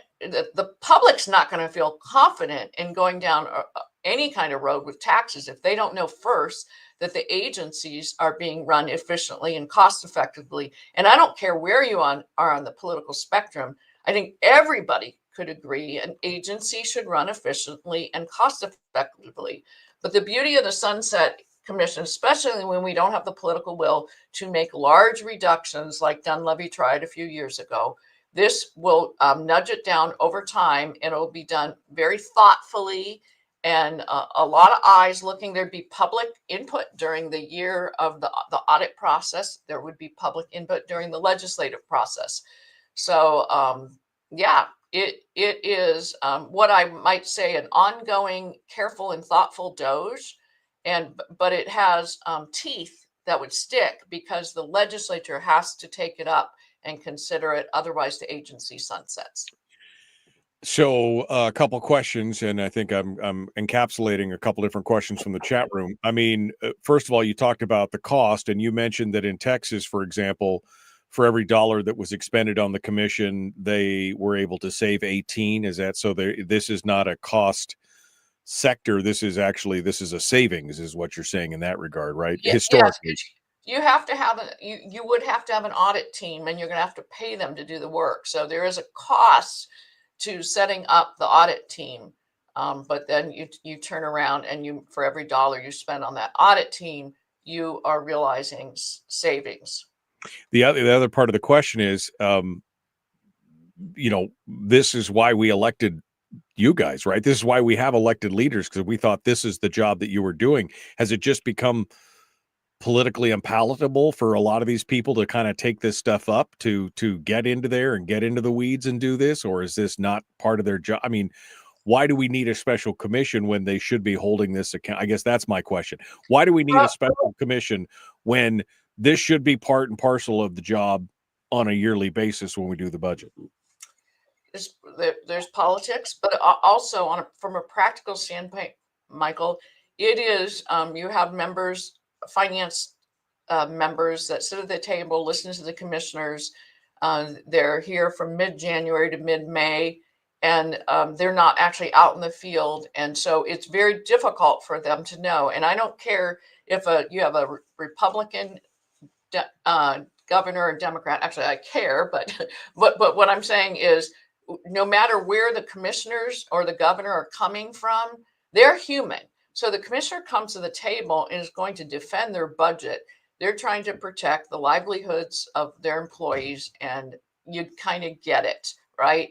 But sometimes you don't always get the full information. So it's very difficult for the finance members to know exactly what is happening in all these offices and agencies and what needs to be improved. And that is the beauty of the Sunset Commission. If you had a tiny, tiny government, very tiny, maybe back in early statehood, there was a way for the finance committee to really know fully what was going on. But at this point, it's not practical when you've got as many. What do we have? I think we have 24,000 state employees right now. By the way, when I was talking about the focus on the public sector that the majority seem to have between focusing on putting the permanent fund in a single account, so there's money for government, they're focused on defined benefits, they're focused on money for the districts, it's all government, government, government. If you add the state employees and the local municipal and borough employees, it's about 65,000 Alaskans. That's 8.4% of Alaskans. So here we're focusing on 8.4%, all this focus on government. What about all the rest of us? And some of those employees are actually married to people that work in the private sector. We should not be neglecting the private sector. They should be part of this, but there seems to be an over focus on government this legislative session. Right. I mean, the Sunset Commission, I'm not philosophically opposed to it. It sounds like, we should be doing some self-analysis and some, looking at what's working and what's not. That's the problem with government, is that it has an impetus all its own. Once something starts, it's excruciatingly hard to stop it. Even if it was a good idea and then turns out to be a bad idea, it's hard to stop, let alone something that's just been coasting for years. What's the process now? We got about 2.5 minutes. Where are we at in this process? You're proposing it. What kind of reception? Lukewarm, red hot, ice cold? What are we doing, and where does it go from here? So we had a hearing a couple weeks ago. The hearing went well. We actually brought the guy that runs the Sunset Commission in Texas on, and so I think that was very fascinating for the members. We've got several bills. It's in Scott Kawasaki, the State Affairs Committee. And we let him know the other day that one, is our top priority. I've got an AI bill in there that would, I think is really important, because it would make sure government use of AI was done in a way to protect our liberties, and the government would be held accountable and required human oversight for any AI use. And that I'd like to see that bill move through. There's no other bill like that. And I think we're overdue passing that, because the administration is beginning to use AI for efficiency purposes. So that's the other one. But we have told him the Sunset Commission is our priority. And so we'll see if we get another hearing. Michael, there's another bill too that I know your listeners would love it. Alaskans would love it. It's the Healthcare Right to Shop Act. And that is up for a hearing actually this afternoon at 1:30. And I think there's public testimony. And that one, if you would pick a provider less than the average cost for a provider for that particular procedure, you would get a check in the mail of that savings. So let's say it's typically $15,000, the average cost for whatever procedure, and you pick a provider that's $10,000. That difference of $5,000, you would get part of that savings. If it was employer provided insurance, they'd get a chunk, get 1/3, you'd get 1/3, and then the insurance company that would administer all of this would get 1/3. So what's 1/3 of 5,000? That's a sweet little amount to get in the mail that you could use to for your deductible or whatever you wanted to use it. So it would incentivize people to shop. Right now, people that have insurance are not incentivized to shop for healthcare providers. And now we have useful and user-friendly tools out there that people can see and compare prices. And this would basically unbind free market principles and would be great. And I know Alaskans would absolutely love it. It would create some competition between providers in Alaska and the lower 48, because it wouldn't be exclusive to Alaska providers. So a doctor in Anchorage would be competing, with a doctor in Phoenix, Arizona. So I think it's a great idea. We had one bill on it, one hearing, and it's up for a second hearing. So that's good news when you get a second hearing.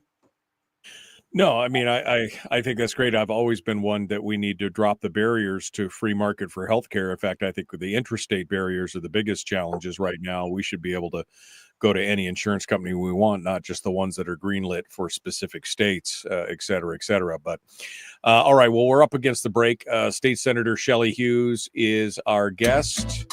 We're going to continue with her here in just a moment. She's got a brand new bill out, which is the STEP bill. We're going to talk about that with her in just a moment.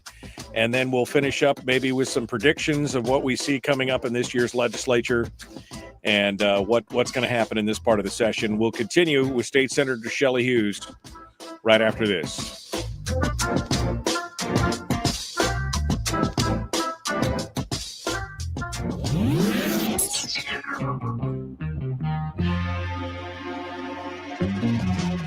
Running on 100% pure beard power. Oh, also some coffee. We dip our beard in coffee. Nice beard. The Michael Duke Show.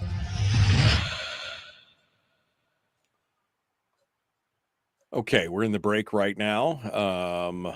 Ready to go here. Let's answer some questions from the chat room. I saw a couple of them. I saw one that was really good that brought it up.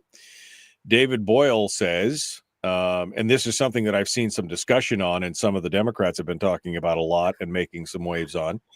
David says, what will Alaska do if and when, and I don't think it's an if, I think it is a when, Medicaid expansion funding, the 90% federal funding, the 10% match, is reduced to the original Medicaid funding of 50-50.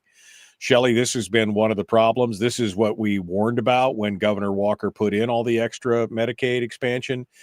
Their argument was, well, the government's going to pay it 90%, but that's not usual. The usual is a 50-50 split. And if we added all this stuff, and now we're talking about potentially hundreds of millions of dollars. We've got 1/3 of Alaskans on Medicaid, and 270 something thousand people. I mean, if all of a sudden we had to go from only paying 10% of that bill to 50% of that bill, what does that do? What are we going to do? Yeah, and so just so your listeners know what that expanded population, who that is, those are able-bodied, working-age adults. So Medicaid was set up for the truly vulnerable, elderly people who aren't in a place where they can go back to go to work if they run short of money, for children who are born into situations through no fault of their own, for someone who is disabled. So we're talking elderly, disabled children. Okay. Now we opened it wide open, right? And you're right. And Congress is looking at trying to cut $880 billion of Medicaid over the next 10 years. So $88 billion. Michael, one of the things that's interesting is our look at some numbers, like you said, 1/3 of Alaskans, but it's only about 1/5 of Americans are on Medicaid. So there's something out of whack in Alaska. And when we hear people griping about, we don't want these out-of-state people coming up and taking these jobs. It needs to be for Alaskans. Well, if we've got 1/3 of the people on Medicaid, a bunch of those people, I think, are unemployed, and they should be working. So what are at the federal level, the administration and Congress are looking at work requirements now for that group. Would there be the political will to scale ours back to the truly vulnerable here in Alaska? There would not be the votes for it. In fact, right now, Michael, there is a resolution that we just heard yesterday, and I don't know when it'll go to the floor, but it's basically going after what's happening in DC and saying, how dare you think of cutting Medicaid and trying to cut $880 billion. But I tell you, when you've got a federal debt that's approaching $37 trillion, and it jeopardizes our standing in the world as far as national security and peace and pushing back against tyrannical leaders. I'm sorry, we got to get a hold, of what's happening at the federal level. And if that would be 88 billion a year. 88 billion a year is not chump change, Michael. But when you spread it out over the 72 million or so Americans that are on Medicaid, it's doable. It's about, I don't know, $1,000 less a month for medical services. And, you walk into an office and what they charge for different things, we could just rein in a little bit of medical spending, and we could take care of it on that end as well. But that is what David Boyle brought up is significant. That could be part of the restructuring, and then states would have to reconsider, right. Whether they want to have that expanded. Because that would for our state budget. Whoa. Yeah, because what kind of money we're talking about? I mean, I think isn't that upwards of $400 million? Isn't that the backfill of that? If we were on the hook for 50%, isn't it an additional? I think it was 400 million, wasn't it? I don't know that number, but it would be a real problem. And I've had employers walk into my office, Michael, who offered young men raises because they're good workers. They bring them on maybe for a little manual labor, and they see these guys are good, and they want to promote them in their career. And some of these fellows will turn it down because then they won't be eligible for Medicaid. So I think we need some kind of transition so that these people have an ability to move to private health insurance. I think that's one of the restructuring things that would, some kind of step down or whatever, because it's a sad state of affairs when somebody's being offered a raise and they turn it down because they want to stay on Medicaid. That's not what we should be promoting. Well, and that's not what the intent of Medicaid was to begin with, as you said. I think it's some insanity going on there. All right, we're coming back to it. We've got one final segment here with Shelley Hughes, state senator from the Mat-Su. We're going to continue. Please like and share this show. Like and follow the show page. Share it from wherever you're watching, the Facebook, YouTube, Rumble, wherever. And let's get more people involved in the conversation. All right, here we go.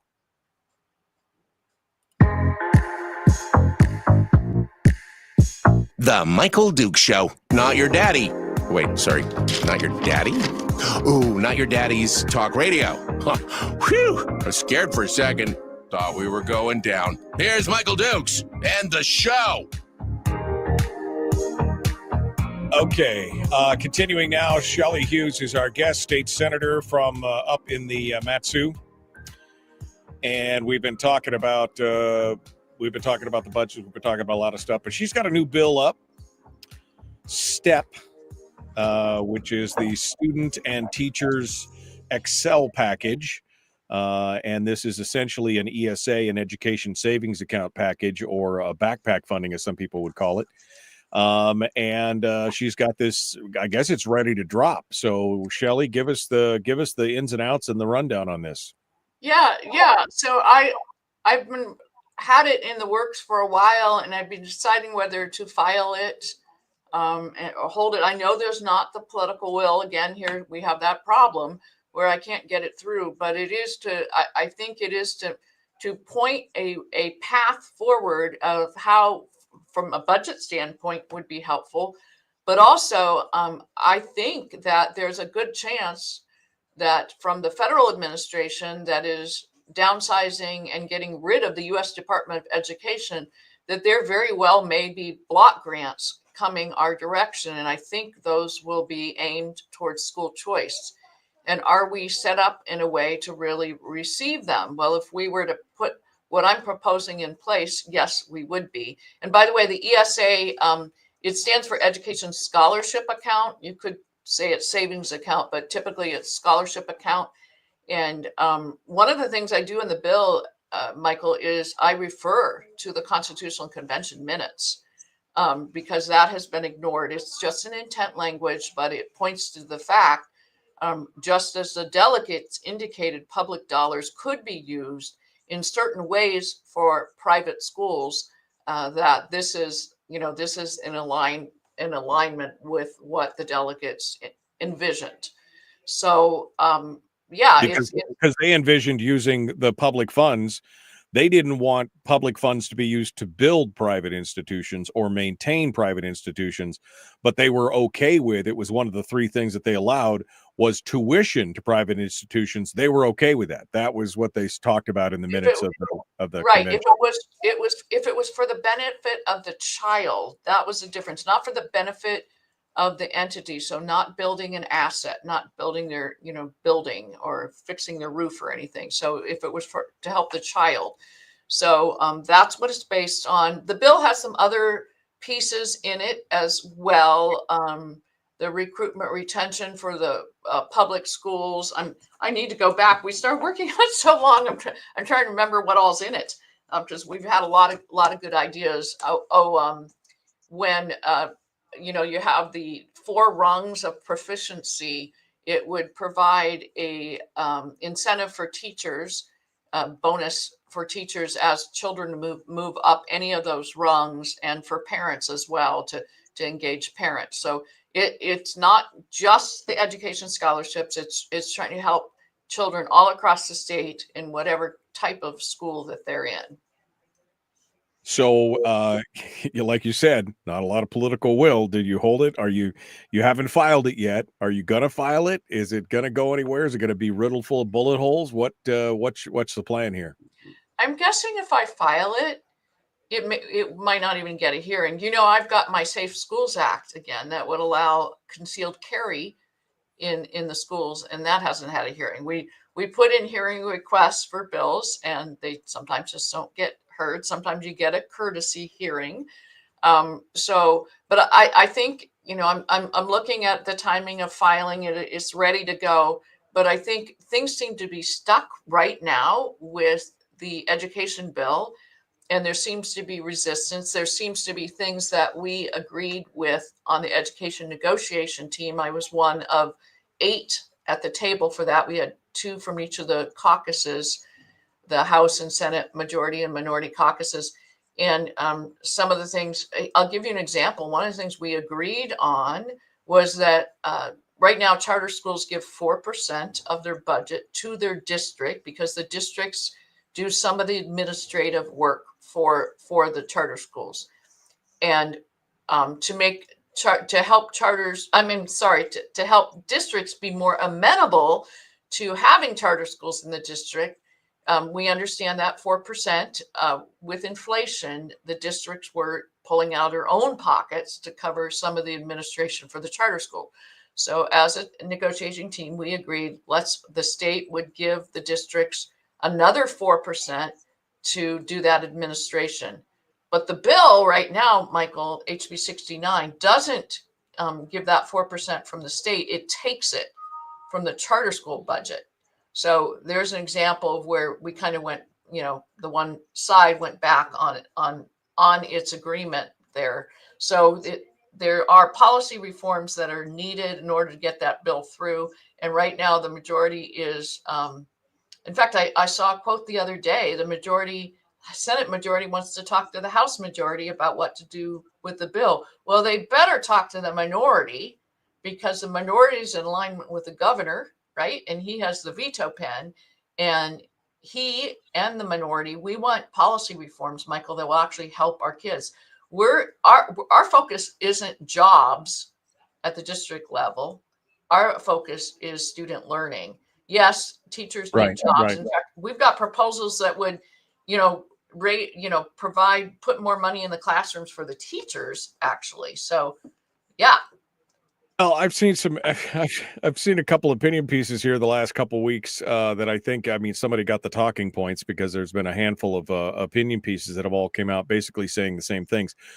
You got to stop asking us about policy, because we can't make, it's not fair to talk about policy until you fully fund us. right? That you can't, we don't have the funding. That's why the policy shouldn't be on the table. Stop talking about educational outcomes because you're not fully funding us, kind of thing. And what's your reaction to that? Because again, if I was a parent, I mean, sure, I might be, well, no, I wouldn't be, but I mean, let's pretend that I was upset about my local school closing and my kid would have to go to a different school and everything else. But let's say that I was upset about that, but I would be even more upset if my kid's educational outcome was 51st out of 53. I would be more upset about that than almost anything else. How do we solve that problem? But we're getting the talking points of, well, we can't talk about policy because you haven't fully funded us, and so it's not a fair comparison. What's your reaction to that? Well, I get emails, and what I do is I got a great email from somebody, and I just take a portion of it and I said, you are saying no policy, give us the money first, and then we'll talk policy. And I said, I want you to hear what I'm hearing from a lot of people. And it's basically the flip that says no money until they start focusing on student learning outcomes. So we're not seeing those op-eds probably in the legacy media because it's harder to get an op-ed in like that. But we're seeing, so what we're trying to do right now is blend and get the votes and try to keep, have something that would help our students, but also understand that there has been inflation at play. Healthcare costs have gone up. We're hearing that school districts, sometimes 25%, 30% of their budgets are on healthcare. I mean, right. That's a crime. That shouldn't be. And that's one reason why we've got to work on the healthcare side of things as well. Right. Consolidation of the policies and things which again is facing resistance. I'm still trying to figure that out. I mean, you're going to save money, have the same health care, save money. What's the problem? The problem, of course, is that the unions are the administrators of this and they don't want to lose the money, et cetera, et cetera. There's a lot of. I've got the bill, Michael, to allow districts to opt in to Alaska Care. Alaska Care is a state employee plan for these little districts to pool in, get the economy of scale. They would get a really decent plan and they'd save a bundle of money. At one point last year, I think it was, out in Matsu, the superintendent said the savings, if they would realize enough state savings for 60 teachers,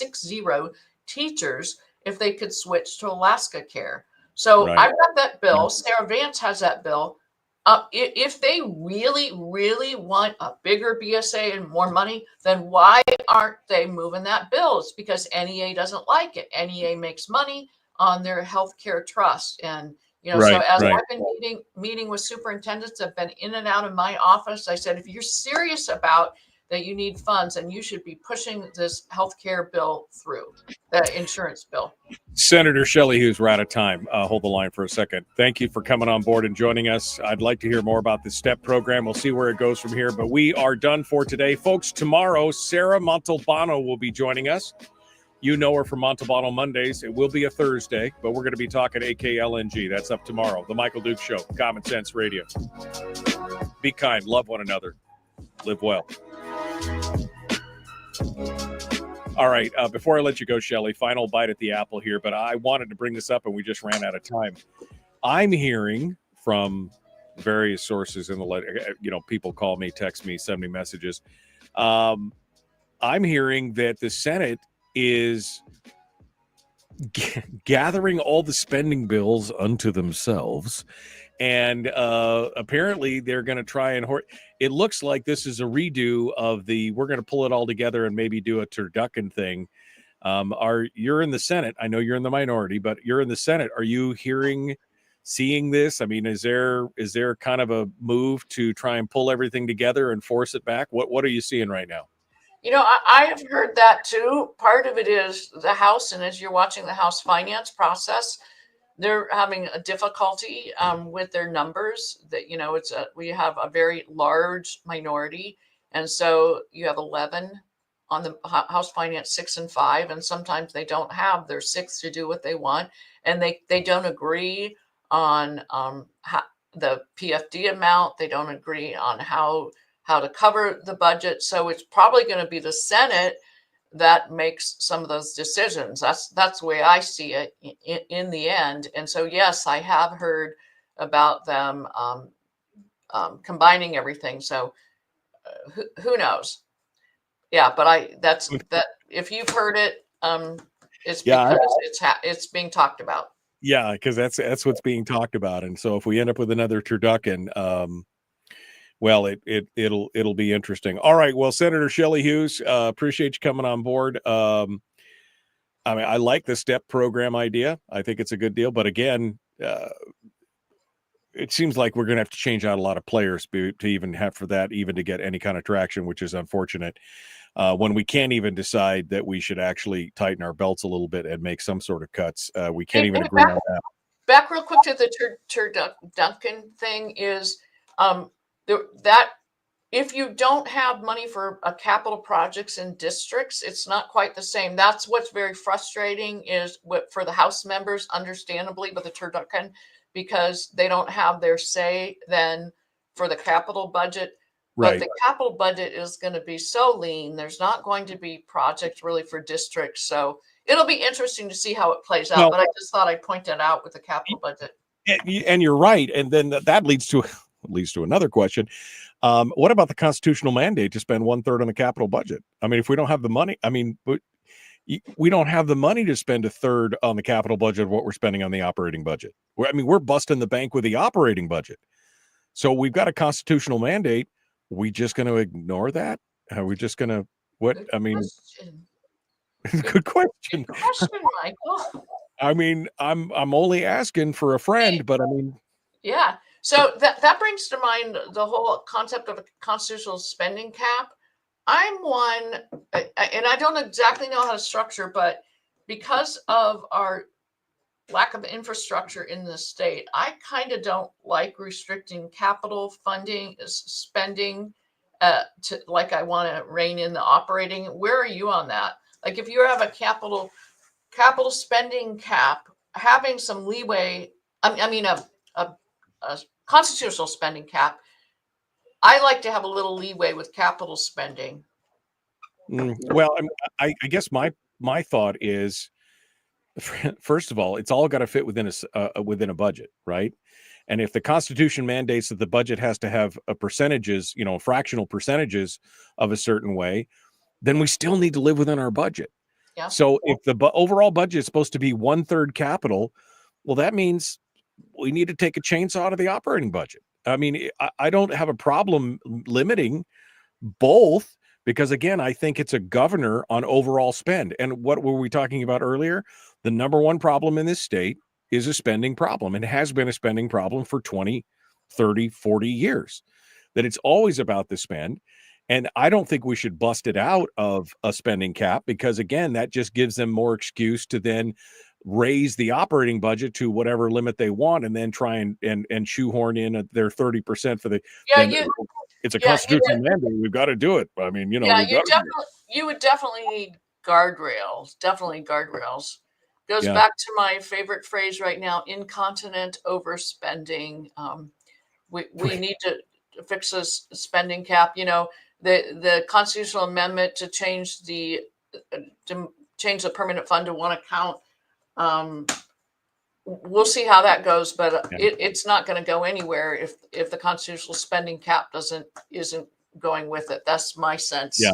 Well, incontinent spending just makes me feel like people are full of poo. I mean, that's what it feels like. It's just, it's, and that's exactly it. I would not want to split it out simply because it is, in fact, an additional governor on the overall spending. Because if you split it out, then they'd have another excuse to expand the operating budget, it could be structured though, Michael, where you could keep the operating budget. I don't exactly know how to structure, but you could do it. And you could have parameters like there has to be so much in savings. It can go, there's some exciting stuff. I'm on resources. So we didn't even talk about that. This sockeye discovery, the sockeye, it's as big as Willow, but Willow's federal and borough land. Sockeye is all state land. And so whereas we get about 3% from Willow, Sockeye 16%. I mean, there's your opportunity to build your savings back up. And that's Yeah. why it's so important to get the constitutional spending cap before these projects come online. But that sockeye could come a lot sooner than we've seen projects take in the past. Well, I will say that I am I don't want to talk about new revenues. I really don't. I mean, I understand that there's a need, and I'm excited that we're going to potentially expand on the state land and get more revenue in that regard. But every time we start talking about this and somebody's solution for our budget problems is more revenue, it just shows me that, well, then we're obviously not serious about living within our means. Because if you're trying to consistently expand the revenue, eventually what will happen is that there will be some form of tax. And that's what we've been talking about on the show for 10, 15 years, is that there will be some form of tax, because that's all they can think about is the new revenues. And if it doesn't come from resources, and we all know that resources have a seriously long tail, when the crisis point hits, it'll be taxes, because that's the quick and easy fix. And that's where we're at right now. So anyway, Shelley, thank you for coming on board and joining us. I appreciate it. And I'd love to see the STEP program go on, but there's no sense putting it out there and getting it riddled full of bullets. I don't know what the solution to that is, other than maybe changing some more of the players, but I guess we'll have to see. We shall see, Michael. If there's, like I said, if there's federal block grants coming our way and we don't have this set up, maybe that'll be what'll get us there to set it up. So anyway, it's good to be with you. I've got a meeting here, so I got to run, but always good to have time with you and your listeners. Thank you, Shelley. Appreciate you coming on board and joining us. Appreciate that. Okay. Thank you. Bye-bye. Have a good week. Shelley Hughes, our guest here, the Michael Duke Show. All right. No, do not split it out from a spending cap. And what about that? I mean, what about the constitutional requirement for a 1/3 spend on the capital budget? If they don't do that, is somebody going to file a lawsuit? That's okay. Appreciate you guys coming on. Thank you so much. We're out of time for today. Be kind, love one another, live well. Sarah Montalbano with us tomorrow. The Michael Duke Show. Common sense, liberty-based, free thinking radio. We'll see you then. Have a good one.